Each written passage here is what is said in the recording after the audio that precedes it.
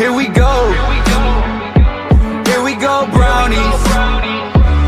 The kids cardiac, catch me in the Muni where the party at. Dog pound, turn up with the elf up on my starter cap. Brought him back, boy we from the land and we proud of that. Louder man, front to the back, here we go, I got him shouting that. Here we go, brownies. Here we go. Here we go, brownies. Here we go, brownies. Stand up. Here we go, brownies. Let's go.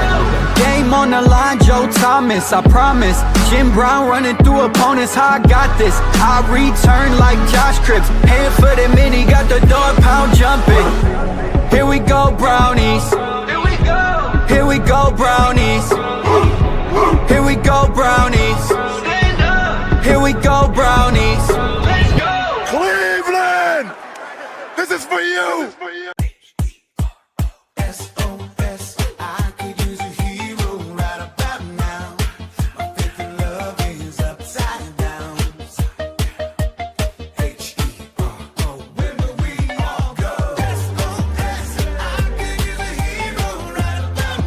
Mr. Hero's turning 60. We're proud to have served your favorite cravings for 60 years in celebrating what we do best. Thanks, Ohio. I crave a hero.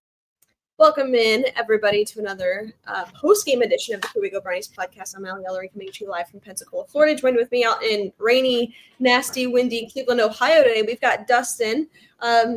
Dustin, your Browns come away with a victory on the day, 31-6 over the Miami Dolphins. You were there. Talk to us about the environment. Well, it's not raining anymore. It's just cloudy because it just had to be hell for 4 hours during the football game. But no, the Cleveland Browns, 31-6, our Cleveland Browns come away victorious, 31-6 today. Our defense did what they do. Our offense showed up and scored 31 points. I think one of my keys to victory was if they get over 20 points, they win. They didn't even need 20. The Miami Dolphins are a horrendous football team. Let me just start with that. I'm not saying the Browns are great, but the Miami Dolphins are absolutely diabolically a horrible football team. But Cleveland got it done in all three phases. Special teams, offense, defense, everything showed up today, looked right.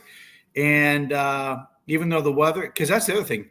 I mean, if you would have said the Browns were going to put up 31 points in this torrential thing today, you're like, that's not happening. But a lot of things we'll get into, but great plays on all sides of the ball today. The Browns played absolutely great football.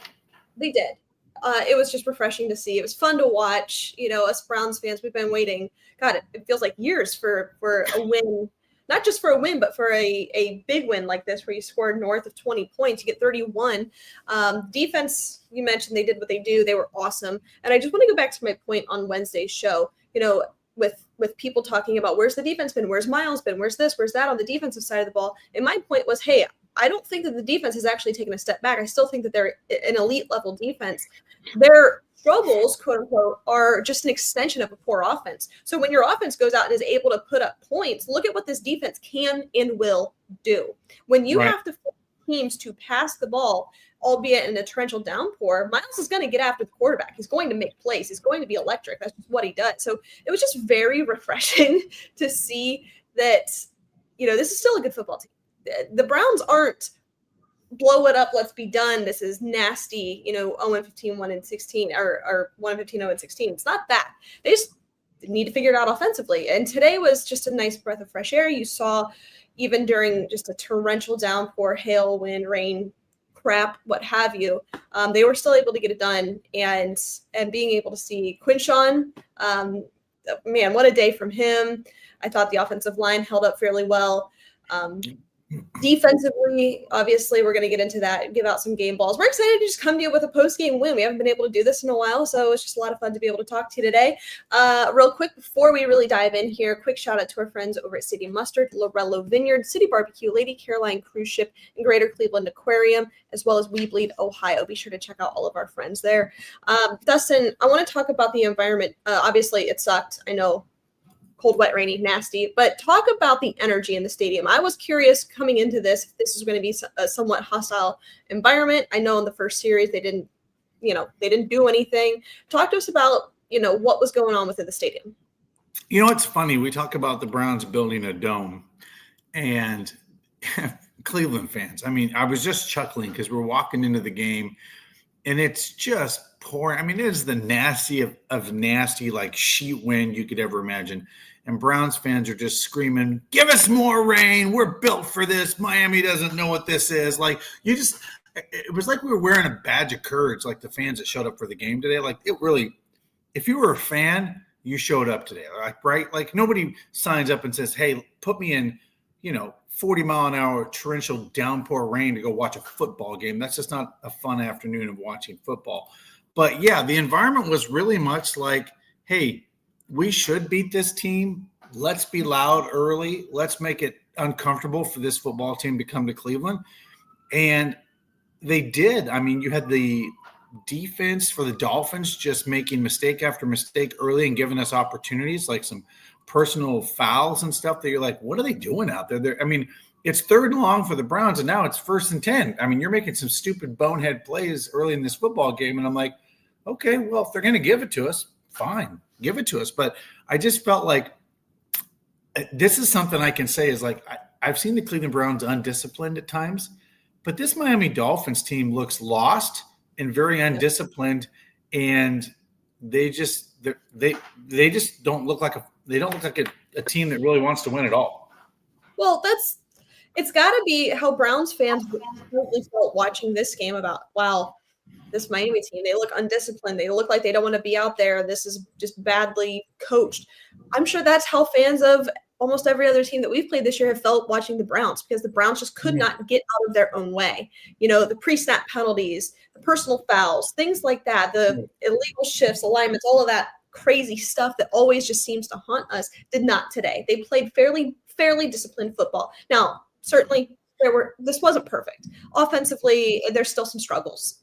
But when you put up a performance like this, winning kind of masks a lot of things. Yes. We'll kind of unveil it a little bit on the Wednesday show, so be sure to tune in this upcoming Wednesday. But it's just fun. There was some complimentary football being played when the offense can go out there and sustain drives and put up points, whether that's 3 or 6. Where you can just go out there and do something that gives life and energy to your elite level defense, and then obviously that carries over into special teams. So when you can do more than one thing, goodness gracious, it's fun to watch. It really is. So let's go ahead and go through the box score here. Actually, first, let's give out some game balls. Dustin, we haven't been able to do game balls in a while. And before we get into the stats, let's just kind of, just from what we saw today, give out some game balls. I'll start with you. Who are you giving your offensive game ball to? I'm going to give it to Judkins because we knew the weather was going to suck today. We felt like, or at least we hoped, that Stephen Stefanski would rely heavily on the run today. So, and he didn't abandon it early, and he didn't abandon it late. And Judkins, he had that 40-some yard touchdown run. I was on that corner, watched it come in. Electrifying to see that. I got to tell you, I know we all miss Nick Chubb, but Judkins is going to be a special player for the Cleveland Browns, and we should be pretty happy that we drafted him. So, the fact that he got the 3 touchdowns and the first rookie to do it in 25 years, since 2000, Allie, that an actual rookie running back for the Cleveland Browns has done this is a lot to say. So hats off to Judkins. I got to hang out with him Tuesday out at prime time, and boy, let me tell you, it was good to see him go out there and put on a hell of a show today. Yeah, it's Quinshon. He gets the offensive game ball. I'm not even going to give it to anybody else, because he was far and away the heart and soul of this team today. Just kind of reminds you of Nick a little bit out there, maybe rookie year Nick Chubb. That's what he looked like. He was just explosive. He was dynamic. He was patient. Now, the box score, probably outside of his 3 touchdowns, he only averaged 3.4 a carry and had 25 attempts. But this Miami Dolphins defense, which is not great, they anticipated the run. They knew that the Browns were going to lean in heavily to this run with the just weather in Cleveland. So excited to see, how this continues for Quinshon. But yeah, he obviously gets the game ball here. Just awesome day. 3 touchdowns, as long as 46. What a electric young player. Defensively, Dustin, where are you going with it? I'm going to give it out to honestly 3 people in this game. When I said this, turnovers in this game is what we needed to see for keys to victory. So I'm going to give it to Hickman, I'm going to give it to Campbell, and I'm going to give it to Jenkins for getting 3 turnovers in this football game. Because let me tell you, that was the key to this, because as we know, when you turn the ball over and you give it to your opponent, that gives you more opportunities to score in a football game. And that's why I believe the Browns put 31 points up today, because they had short field yardage today, and it really made a difference in this football game. Yeah. I wish I could just split up this defensive game ball just like you did. I'm going to kind of do the same thing, but to highlight a couple of others. I mean, you've got Carson Swessinger. He's always near the play. He makes great reads. He was consistent today. He had 7 tackles on the day, 1 TFL. Just always at the point of attack. Devin Bush had a pretty good day, 6 total tackles. Alex Wright, I think he gets a nice chunk of this defensive game ball. 5 tackles on the day, 2 TFLs. He was there, but I'd like to give mine, like if I could give a whole game ball to somebody on the defensive side of the ball, and I think it's definitely worth chopping up and giving to all of these guys, because just as a whole, the defense was great. Grant Delpit, he had 4 tackles on the day, 3 of them solo, 1 sack, 1 TFL, and 2 quarterback hits. Just electric, and obviously, forced one of the interceptions. So just playing really, really good defense. It was a lot of fun to watch. Special teams overall, I think the coverage was better. It was nice not having to punt as much, having to rely on guys to flip the field. From a return standpoint, Dylan Sampson was doing kick returns. He had 2 for 37. He had 1 that was 27 yards, so that was nice to see. Larvadane in the punt return, 2 for 7. And then Andre Schmidt, 1 for 1 field goal and 4 for 4 for extra points. So not a bad situation on special teams either, Dustin. Yeah, and I'm going to point out a stat that we know this is always glaring when we talk about the Browns being able to play clean football. The Miami Dolphins had 11 penalties today for 103 yards. That is devastating for a football team. And back to, if you're going to give us these 3rd and longs that turn into first and 10 for the Cleveland Browns, that will kill you in a football game. So, 11 penalties for 103 yards. That stands out to me when looking at the stats today. That's a big number. And that's, again, undisciplined football. Like when you're getting 11 penalties, that's basically 2 or 3 a quarter. That's insane. Like your team is just not playing disciplined football, and to give up an entire football field or more of penalties is just crazy to me. But yeah, that's one of the stats that just sticks out to me. But if you look at box score here, total yards for the Dolphins, they had 219 to our 206. So when you think about that, they actually had more total yards than we did. We just had a few more rushing yards, and yards per play about the same. So when you look at this, turnovers and penalties in this game were what really changed the dynamics of this football game to where the Browns could start pulling away. I think we all felt this game was over at halftime, and we've been in Browns games where we're like, we're out of this at halftime. I kind of felt weird today to say that I don't think the Dolphins can come back today. They just look lifeless at halftime. Yeah. They did, because they were. Real quick before we get into the box score, I also want to shout out our friends Lake Erie Distillery, Mr. Hero, Primetime Sports and Framing, Crystal John Tony, and Southern Tier Brewery. So to really just get into the box score, let's start with the Miami Dolphins. Tua ended up getting benched. He was 12 of 23 for only 100 yards on the day, 3 interceptions, sacked twice, and he had a quarterback rating of 24.1. Quinn Ewers comes in. He had 8 attempts, 5 for 8 for 53 yards. Not a great showing, really. He had a couple that could have been interceptions. A-Chain, their leading rusher on the day, he had 13 carries for 82. And similarly, we knew that they were going to lean heavily into their run game. Devon A-Chain, he's a great running back. He can get things done, and he was able to. He had a big run for 46 yards, but overall, didn't do too much damage. Obviously, they only scored 6 points, but otherwise, they really weren't able to do much in the passing game. As I mentioned, Tua, he only had 100 yards. Their leading receiver was D. Eskridge. He had 2 catches for 45. Malik Washington, 5 for 30. Jalen Waddle, he only had 1 catch for 15 yards. They just weren't really able to get things going in the air. And obviously, we know that the rain really impacted what rain and wind really impacted this receiving game, because we're going to turn it over to the Browns now. Dillon Gabriel, he was 13 of 18 for 116, no touchdowns, no interceptions. He was sacked twice and had a quarterback rating of 89.1. Very refreshing to see him not pass the ball 52 times, especially with elements. It was nice to see him only have to drop back 18 times. But they put all of their trust into this rushing attack. Quinshon Judkins, 25 carries for 84, 3 touchdowns. His longest on the day was 46 yards. He was averaging a 3.4 pop. Dillon Gabriel, he ran the ball 4 times for 12 yards. Samson, 3 for 8. And then we turn it over to the pass catchers. Harold Fannin Jr., he was the leading receiver, 4 catches for 36 yards. Jamari Thrash had 1 for 23. Jerry Jeudy, 2 catches for 17. Malachi Corley, nice to see him out there, 2 for 17. Jerome Ford had 2 for 10. So, I mean, just across the board, whether you're the Dolphins or the Browns offensively, you can't really do much in the air. Really just had to rely on defense and running the ball. That was kind of the recipe to a win in this one. So going back to our keys to a victory, Dustin, we talked about you have to really rely on the rushing attack. The Browns did that. Obviously, Quinshon had 3 touchdowns on the day.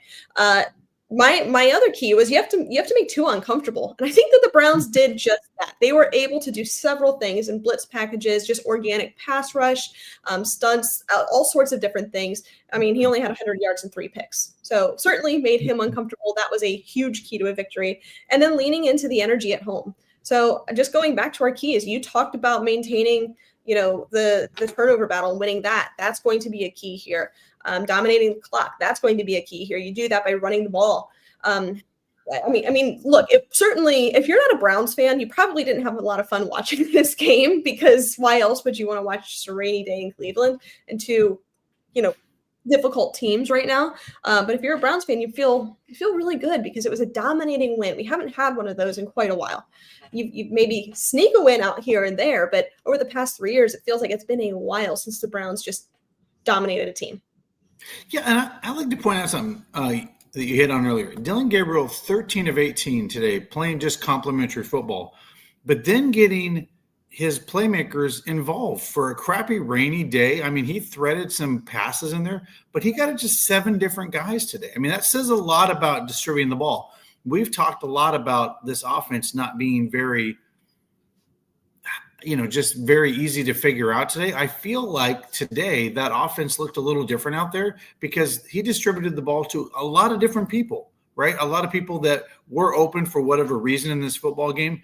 And he got the ball distributed to a lot of different playmakers today. And I think that was kind of the difference too, because I think everybody thought both teams were going to run the ball today. But the fact that he got some of these other guys, like you mentioned, Corley was involved and Thrash and some of these other guys. And then with Njoku not being in today and Fannin having to lean on him today and getting the most receptions. And by the way, at average 9 a clip, no less. Yeah. You know what I mean? So that's a big deal. So for him to distribute the ball around today, play, again, complimentary football, not turning it over, being efficient, 13 of 18, kind of says a lot about him.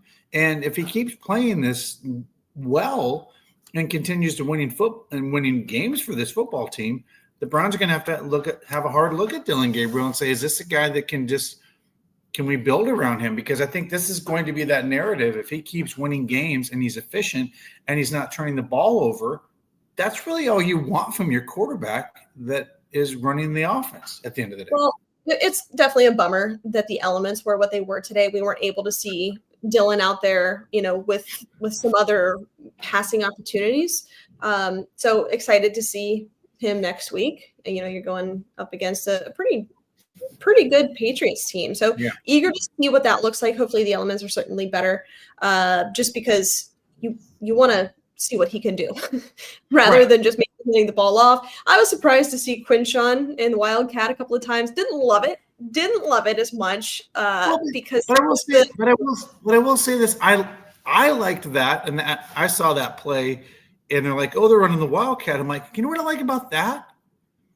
You're kind of being a little more, more different with your offense and trying to disguise some things and get people. I mean, I was like, okay, let's see what they got here. Now, I didn't go for hardly anything, but I was like, at least they're trying to be a little more creative. 2 separate touchdowns. So it did work. But my issue with it is you're asking your running back to do this in big time rain and wind, somebody that's not used to taking the snap. I don't have an issue with Quinshawn and the Wildcat. I don't have an issue with that at all. It's just I have an issue with asking your rookie running back to do it in the weather that was in Cleveland. That was where I was like, I don't think I love this that much. But I mean, it worked out. But if that didn't work out, we are absolutely slamming Kevin for that one. Absolutely going to just annihilate him for that. But it worked out. It's okay. We're good. We live to see another day.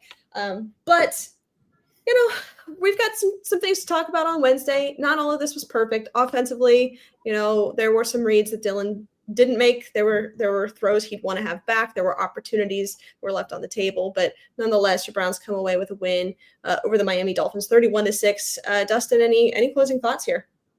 Yeah, my question to you, was there anything that surprised you in this football game from watching it today as a whole? What you were expecting coming into this game as a whole, watching the game, what your thoughts were previous, or your notion of what was going to happen versus what the final curtain was on this game? I mean, what they did today was what they did offensively was kind of what I expected. Only asking Dylan to throw the ball less than 20 times. That was what I was hopeful for, given the weather. So that didn't surprise me. The biggest surprise, honest to God, came from Quinshawn taking a direct snap 3 or 4 separate times. That was a surprise. I wasn't surprised with the defense. This is who we know they are. This is who we know what they can do. We know that they can do these things. So I wasn't surprised by that. I was excited to see it, but I won't say that I was surprised. Overall, I think this was the recipe going into this game, knowing that the weather was going to be an issue, and you've got a rookie quarterback in there going up against a pretty bad team. I mean, Miami Dolphins defense, especially run defense, is pretty bad. So I was not surprised at all on what they did offensively. Excited, but not surprised. Yeah, so what this game for me, the one thing that we all know is this Browns team could probably be 4-2 with a couple of bumps going the right way for them. This team isn't as bad as their record, and I think this game for me kind of just proved that. 2 things that stood out to me was the fact that this team put up 31 points in the type of rainy, horrible football game that it was. I mean, we put up 2 games worth of what Browns normally do in one game. So that was probably the biggest surprise to me, was the final score, and that it was a 2.5, 3-point line in Vegas, and it was a much more dominating performance. It's probably the 2 things that probably surprised me was the amount of points that were scored in a game of this kind of weather, because we just know these kind of games, you just don't get a lot of offensive production.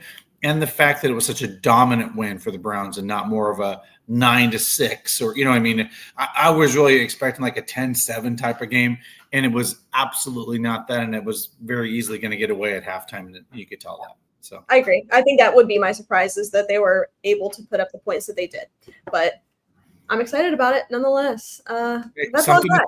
Something to build on for going into New England. And then obviously they'll have the bye week.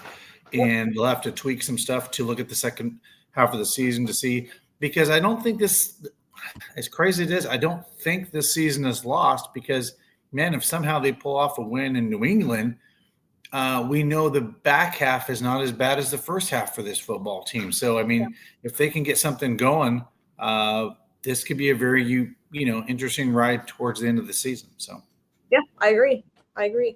Please be sure to tune in this upcoming Wednesday, 7 Eastern. We've got a lot to talk about. We're going to kind of break this game apart. I'll go back, watch some things, and we'll come back with you with some bullet points on maybe what we like, what we didn't like in this game, and then look ahead to the New England Patriots. But other than that, that's all we got. Thank you, everybody, for tuning in. We're excited about a Browns win, so check us out Victory. on It's Victory Monday tomorrow, so that looks great. But thank you, everybody, for tuning in. Stay safe, stay healthy, and as always, Browns fans, go Browns. Go Browns.